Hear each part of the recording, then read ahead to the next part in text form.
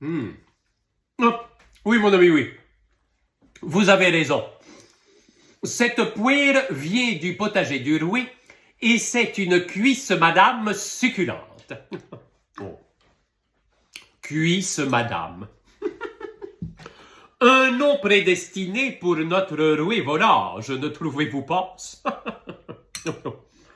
En parlant de Sa Majesté, je sais votre impatience d'en ouïr le portrait que j'en fis dans mes mémoires. Mais avant que d'assouvir votre curiosité, je dois vous mettre en garde quant à l'humeur de mes écrits. Les désaccords que j'eus avec les décisions de Sa Majesté, notamment pour les ministères et autres charges qu'il accorda à des gens de peu au détriment des plus grands nobles d'entre nous, ont pu influencer ma plume.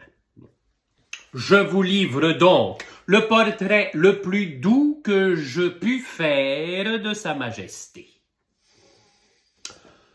Toujours majestueuse, quoique quelquefois avec de la gaieté, et jamais devant le monde rien de déplacé ni de hasardé, mais jusqu'au moindre geste, son marcher, son port, toute sa contenance, tout mesuré, tout décente, noble, grand, majestueuse, et toutefois très naturelle, à quoi l'habitude et l'avantage incomparable et unique de toute sa figure donnaient une grande facilité.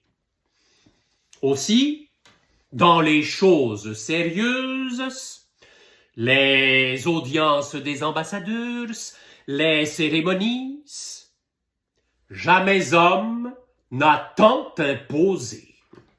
Et il fallait commencer par s'accoutumer à le voir, si en le haranguant, on ne voulait s'exposer à demeurer courte.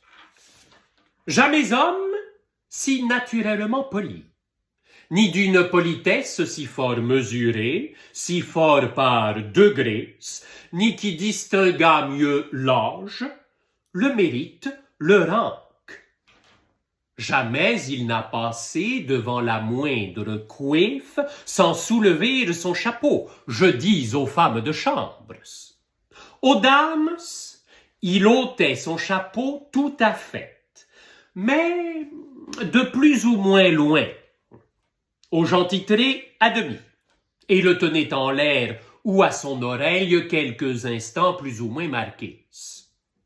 Aux seigneurs, il se contentait de mettre la main au chapeau. Tout cela n'était que dehors, car dans la maison, il n'était jamais couverte. Ces révérences, plus ou moins marquées, mais toujours légères, avaient une grâce et une majesté incomparables, jusqu'à sa manière de se soulever à demi à son souper pour chaque dame assise qui arrivait. On peut dire qu'au milieu de tous les autres hommes, sa taille, son port, les grâces, la beauté et la grande mine qui succéda à la beauté jusqu'au son de sa voix et à la grâce naturelle et majestueuse de toute sa personne, le faisait distinguer jusqu'à sa mort comme le rouet des abeilles, et que s'il ne fût né particulier, il aurait eu également le talent des fêtes, des plaisirs, de la galanterie, et de faire les plus grands désordres d'amour.